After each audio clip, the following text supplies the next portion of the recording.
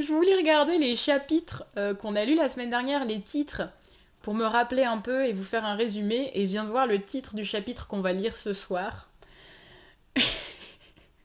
Pépé. Gaston. Donc en gros, la semaine dernière, on n'a pas vraiment... on était un peu en dehors de l'action parce que on a lu le compte-rendu judiciaire de l'interview que le juge Marquet a mené avec Mathilde Stangerson, sauf qu'elle se souvient de rien, donc sensiblement, on avait zéro info. Mais on avait zéro info pendant tout un chapitre. Voilà. C'est tout ce que j'ai retenu de ce chapitre. Et le chapitre 9, c'était reporter et policier. Et là, par contre, c'était grave cool. Je sais pas si vous vous souvenez. C'était les deux théories qui s'affrontent entre Frédéric Larsan, qui, pour lui, n'a qu'un coupable en tête, et c'est Robert Darzac, et fait tout pour que sa théorie d'enquêteur concorde avec son envie de l'accuser. Alors que Joseph Rouletabille est beaucoup plus méthodique, beaucoup plus logique, et il veut tout faire pour trouver le coupable, peu importe qui il est, en sachant pertinemment que probablement c'est pas Robert Darzac. Et ce qui peut nous mettre la puce à l'oreille, c'est que dans le chapitre 1, le narrateur, Sinclair, nous avait dit que à l'époque du procès, Joseph Rouletabille n'avait pas dit toute la vérité, il avait juste dit la vérité nécessaire pour faire innocenter une personne. Donc, probablement, je crois qu'on va avoir droit pendant tout le roman à c'est Robert Darzac, c'est Robert Darzac, c'est Robert Darzac, c'est Robert Darzac, c'est Robert Darzac, et à la toute fin on aura eh ben non, c'était pas Robert Darzac. Voilà, je résume vachement bien les chapitres. Hein. Je vous propose donc, les amis, que sans plus attendre, nous passions à la merveilleuse scène de lecture.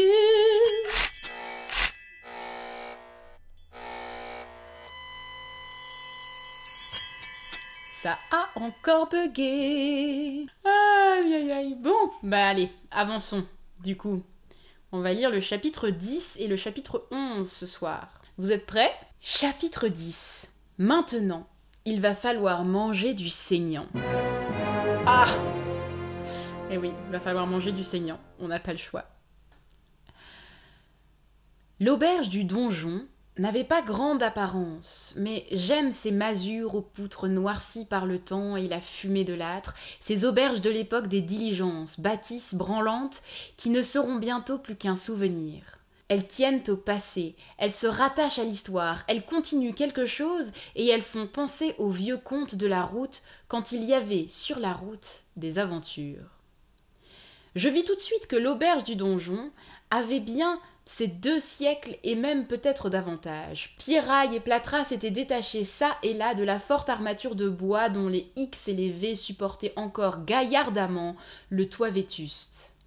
Celui-ci avait glissé légèrement sur ses appuis, comme glisse la casquette sur le front d'un ivrogne. Passion métaphore. Au-dessus de la porte d'entrée, une enseigne de fer gémissait sous le vent d'automne. Un artiste de l'endroit y avait peint une sorte de tour surmontée d'un toit pointu et d'une lanterne comme on en voyait au donjon du château du Glandier. Sous cette enseigne sur le seuil, un homme, de mine assez rébarbative, semblait plongé dans des pensées assez sombres, s'il fallait en croire les plis de son front et le méchant rapprochement de ses sourcils touffus. Il y a tellement de syllabes pour dire qu'il a un monosourcil. Le méchant rapprochement de ses sourcils touffus. C'est pas gentil pour les gens qui ont des monosourcils. Quand nous fûmes tout près de lui, il daigna nous voir et nous demanda d'une façon peu engageante si nous avions besoin de quelque chose. C'était, à n'en pas douter, l'hôte peu aimable de cette charmante demeure. Comme nous manifestions l'espoir qu'il voudrait bien nous servir à déjeuner, il nous avoua qu'il n'avait aucune provision et qu'il serait fort embarrassé de nous satisfaire, et, ce disant, il nous regardait d'un œil dont je ne parvenais pas à m'expliquer la méfiance. Vous pouvez nous faire accueil, lui dit Rouletabille. Nous ne sommes pas de la police. Je ne crains pas la police, répondit l'homme. Je ne crains personne. Déjà, je faisais comprendre par un signe à mon ami que nous serions bien inspirés de ne pas insister. Mais mon ami, qui tenait évidemment à entrer dans cette auberge, se glissa sous l'épaule de l'homme et fut dans la salle. « Venez, dit-il, il fait très bon ici. » De fait, un grand feu de bois flambait dans la cheminée. Nous nous en approchâmes et tendîmes nos mains à la chaleur du foyer, car ce matin-là, on sentait déjà venir l'hiver. La pièce était assez grande. 2 épaisses tables de bois, quelques escabeaux, un comptoir où s'alignaient des bouteilles de sirop et d'alcool la garnissaient. 3 fenêtres donnaient sur la route. Un chromoréclame sur le mur vantait, sous les traits d'une jeune Parisienne levant effrontément son verre, les vertus apéritives d'un nouveau vermouth. Vermouth ? Vermouth. Sur la tablette de la haute cheminée, l'aubergine... La vérité, ce soir, j'y arrive pas. Maintenant, j'imagine sur le comptoir une énorme aubergine qui fait « Alors, mon petit loup, qu'est-ce que je vous sers ?» Anyway, on va reprendre du coup. Sur la tablette de la haute cheminée, l'aubergiste avait disposé un grand nombre de pots et de cruches en grès et en faïence. « Voilà une belle cheminée pour faire rôtir un poulet !» dit Rouletabille. « Nous n'avons point de poulet !» fit l'hôte. « Pas même un méchant lapin !» Décidément, les sourcils sont méchants, les lapins sont méchants, tout le monde il est méchant. Aujourd'hui, je sais pas ce qui se passe. « Je sais !»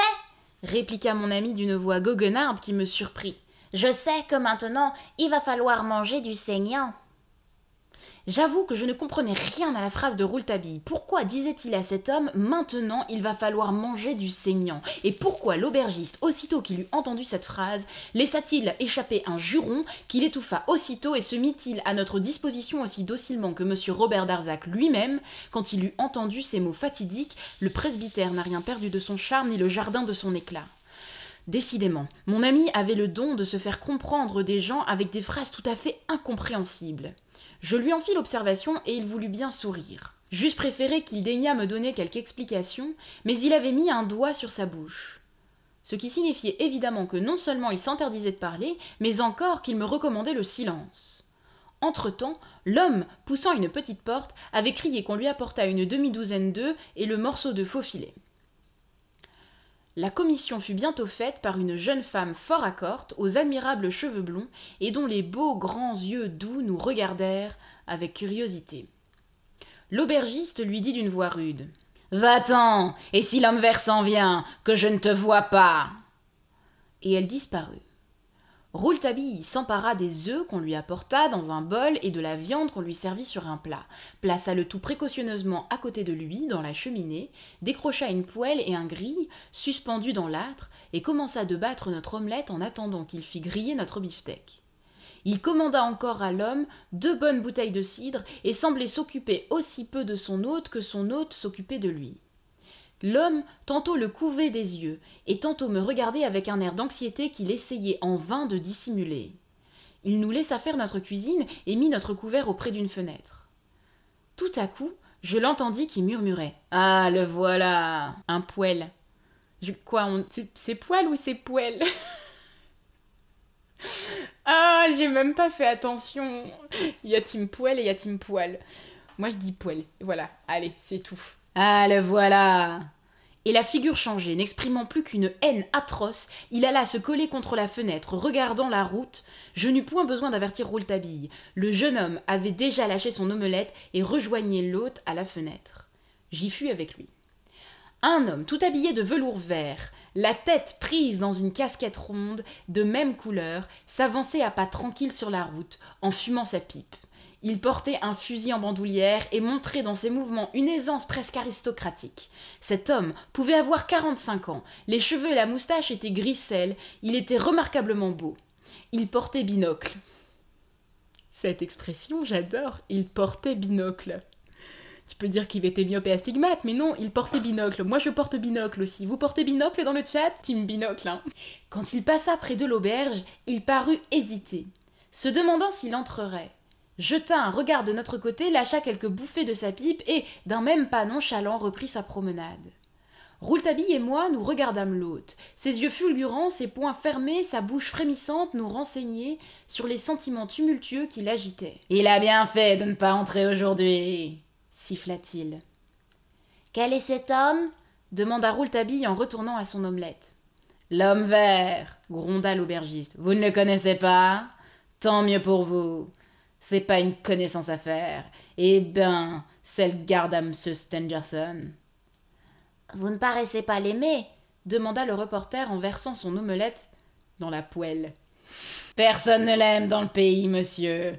Et puis c'est un fier qui a dû avoir de la fortune autrefois, et il ne pardonne à personne de s'être vu forcé pour vivre de devenir domestique. Car un garde, c'est un larbin comme un autre, n'est-ce pas? Ma parole! On dirait que c'est lui qui est le maître du glandier, que toutes les terres et tous les bois lui appartiennent. Il ne permettrait pas à un pauvre de déjeuner d'un morceau de pain sur l'herbe, sur mon herbe.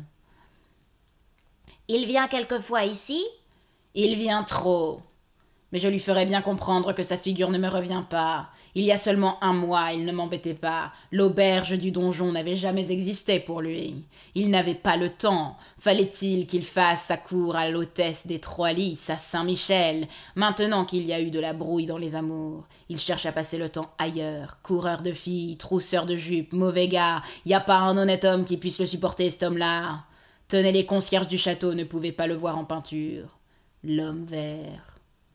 Les concierges du château sont donc d'honnêtes gens, monsieur l'aubergiste? Appelez-moi donc Pierre Mathieu. Pierre Mathieu.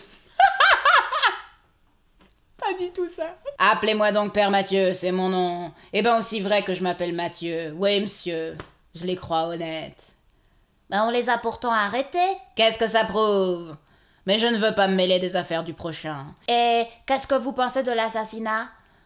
De l'assassinat de cette pauvre mademoiselle? Une brave fille, allez. Et qu'on aimait bien dans le pays, ce que j'en pense. Oui, ce que vous en pensez. Rien, eh bien, des choses, mais ça ne regarde personne. Pas même moi? Insista Rouletabille. L'aubergiste le regarda de côté, grogna et dit « Pas même vous ». L'omelette était prête, nous nous mîmes à table et nous mangions en silence quand la porte d'entrée fut poussée et une vieille femme habillée en haillons, appuyée sur un bâton, la tête branlante, les cheveux blancs qui pendaient en mèches folles sur le front encrassé, se montra sur le seuil. « Ouh, c'est la mère à genoux! Je suis sûre c'est la mère à genoux! Oui! Oui! Il dit ça! Ah, vous v'là, la mère à genoux! Il y a longtemps qu'on ne vous a vu! » fit notre hôte. « J'ai été bien malade, toute prête à mourir. » dit la vieille, « si quelquefois vous aviez des restes pour la bête du bon Dieu. » Et elle pénétra dans l'auberge, suivie d'un chat si énorme que je ne soupçonnais pas qu'il pût en exister de cette taille.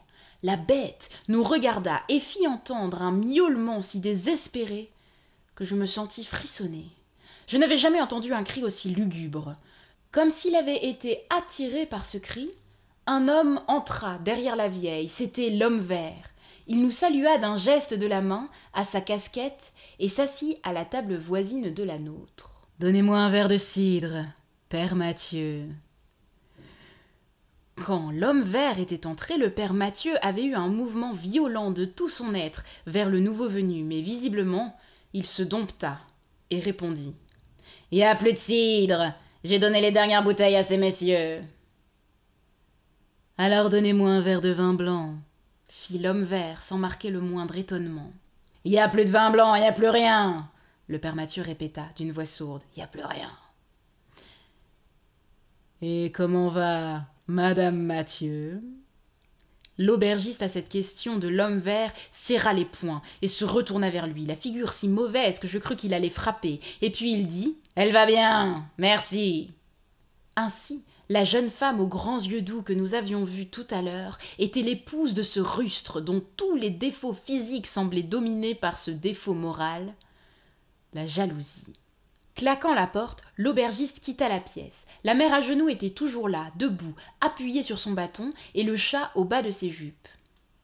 L'homme vert lui demanda « Vous avez été malade, mère à genoux, qu'on ne vous a pas vue depuis bientôt 8 jours ?» « Oui, monsieur le garde. Je ne me suis levée que 3 fois pour aller prier Sainte Geneviève, notre bonne patronne. Et le reste du temps, j'ai été étendue sur mon grabat. Il n'y a eu pour me soigner que la bête du bon Dieu. » « Elle ne vous a pas quitté. »« Ni jour, ni nuit. » »« Vous en êtes sûr? Alors, comment ça se fait-il, mère à genoux, qu'on n'ait entendu que le cri de la bête du bon Dieu toute la nuit du crime ?» La mère à genoux alla se planter face au garde et frappa le plancher de son bâton. Peut-être pour en faire sortir 1 ou 2 coccinelles. On ne sait pas. « Je n'en sais rien. Mais voulez-vous que je vous dise. Il n'y a pas deux bêtes au monde qui ont ce cri-là. Eh bien, moi aussi, la nuit du crime, j'ai entendu au dehors le cri de la bête du bon Dieu. Et pourtant, elle était sur mes genoux, monsieur le garde, et elle n'a pas miaulé une seule fois, je vous le jure. Je me suis signée quand j'ai entendu ça, comme si j'entendais le diable. Je regardais le garde pendant qu'il posait cette dernière question, et je me trompe fort si je n'ai pas surpris sur ses lèvres un mauvais sourire goguenard. À ce moment, le bruit d'une querelle aiguë parvint jusqu'à nous. Nous crûmes même percevoir des coups sourds, comme si l'on battait, comme si l'on assommait quelqu'un. L'homme vert se leva et courut résolument à la porte, à côté de l'âtre, mais celle-ci s'ouvrit et l'aubergiste, apparaissant, dit au garde : « Ne vous effrayez pas, monsieur le garde, c'est ma femme qui a mal aux dents. » Et il ricana. « Tenez, mère à genoux, v'là du mou pour votre chat. » Vous croyez qu'il a tabassé sa femme ? C'est quand même bizarre qu'ils disent qu'elle a mal aux dents et puis qu'ils rigolent alors qu'on a entendu des cris. Je trouve pas ça... Je l'aime pas beaucoup, du coup, l'aubergiste. Je sais pas vous. Ouais, commande est, clairement. Alors, v'là du mou pour votre chat. Il tendit à la vieille un paquet. La vieille s'en empara avidement et sortit, toujours suivie de son chat. L'homme vert demanda : « Vous ne voulez rien me servir ?» Le père Mathieu ne retint plus l'expression de sa haine. « Y a rien pour vous, allez-vous-en !» L'homme vert, tranquillement, bourra sa pipe, l'alluma, nous salua et sortit. Il n'était pas plutôt sur le seuil que Mathieu lui claquait la porte dans le dos et, se retournant vers nous les yeux injectés de sang, la bouche écumante, nous sifflait le poing tendu vers cette porte qui venait de se fermer sur l'homme qu'il détestait. « Je ne sais pas qui vous êtes, vous qui venez me dire « Maintenant, va falloir manger du saignant. » Mais si ça vous intéresse, l'assassin le v'là !» Aussitôt qu'il eut ainsi parlé, le père Mathieu nous quitta. Rouletabille retourna vers l'âtre et dit : « Maintenant, nous allons griller notre beefsteak. Comment trouvez-vous le cidre, un peu dur comme je l'aime ?» Ce jour-là, nous ne revîmes plus Mathieu et un grand silence régnait dans l'auberge quand nous la quittâmes, après avoir laissé 5 francs sur notre table en paiement de notre festin. Rouletabille me fit aussitôt faire près d'une lieue autour de la propriété du professeur Stangerson. Il s'arrêta 10 minutes au coin d'un petit chemin tout noir de suie, auprès des cabanes de charbonniers qui se trouvent dans la partie de la forêt de Sainte-Geneviève qui touche à la route allant d'Épinay à Corbeil, et me confia que l'assassin avait certainement passé par là, vu l'état des chaussures grossières, avant de pénétrer dans la propriété et d'aller se cacher dans le bosquet. Qui est donc cet assassin ? Mais bonne question. Et en plus, apparemment, elle n'est pas encore morte. La dernière fois, le juge l'a interrogée, je vous rappelle. Alors je comprends pas pourquoi tout le monde s'obstine à parler d'assassinat et pas de tentative d'assassinat. Franchement, je suis un peu perdue. Vous ne croyez donc pas que le garde a été dans l'affaire ? Interrompis-je. Nous verrons cela plus tard, me répondit-il. Pour le moment, ce que l'aubergiste a dit de cet homme ne m'occupe pas. Il en a parlé avec sa haine. Ce n'est pas pour l'homme vert que je vous ai emmené déjeuner au donjon. Ayant ainsi parlé, Rouletabille, avec de grandes précautions, se glissa et je me glissai derrière lui jusqu'à la bâtisse qui, près de la grille, servait de logement au concierge, arrêté le matin même. Il s'introduisit avec une acrobatie que j'admirais dans la maisonnette par une lucarne de derrière, restée ouverte, et en ressortit 10 minutes plus tard en disant ce mot qui signifiait dans sa bouche tant de choses. « Parbleu !» Dans le moment que nous allions reprendre le chemin du château, il y eut un grand mouvement à la grille. Une voiture arrivait, et du château, on venait au-devant d'elle. Rouletabille me montra un homme qui en descendait. « Voici le chef de la sûreté. Nous allons voir ce que Frédéric Larsan a dans le ventre, et s'il est plus malin qu'un autre. » Derrière la voiture du chef de la sûreté, 3 autres voitures suivaient, remplies de reporters qui voulurent eux aussi entrer dans le parc. Mais on mit à la grille 2 gendarmes, avec défense de laisser passer. Le chef de la sûreté calma leur impatience en prenant l'engagement de donner le soir même à la presse le plus de renseignements qu'il pourrait, sans gêner le cours de l'instruction. Et c'est encore un chapitre où l'on n'a rien appris. Mais Rouletabille, lui, il assume, il enchaîne les indices apparemment. Je sais pas quoi penser de ce chapitre. C'est un chapitre... somme toute assez violent, un chapitre où on déteste l'aubergiste, alors que moi j'avais envie qu'on l'aime bien. Je connaissais pas du tout, donc désolée, j'espère que ça a pas trigger des gens. C'est vrai que pour l'instant, tout le monde part du principe que c'est un homme, mais si ça se trouve, c'est pas un homme. C'était une femme qui était déguisée en homme et donc il y avait des chaussures masculines, élégantes, on le rappelle, parce qu'on a appris dans l'espèce de bataille de coq entre Frédéric Larsan et Rouletabille, que potentiellement c'était pas... Enfin, il y avait 2 traces de chaussures différentes, mais qui est de la même personne. Et c'est ça qui fait que Larsan, il continue d'accuser Darzac d'ailleurs, parce que c'est des chaussures élégantes, et Darzac, il fait la même pointure que l'assassin. Tout concorde. Mais je pense que c'est trop facile si c'est Darzac. Donc c'est pas Darzac, du coup. C'est un homme déguisé en coccinelle, c'est évident. Oui, Cléo, toi tu suis. C'est évident que c'est pas ni une femme, ni un homme élégant. C'est un homme déguisé en coccinelle. Ou une coccinelle déguisée en homme déguisé en coccinelle. Et là... On n'aime pas l'aubergiste. J'ai failli écrire l'aubergine, mais c'est faux. On adore l'aubergine. Ah, moi j'adore l'aubergine. Le légume.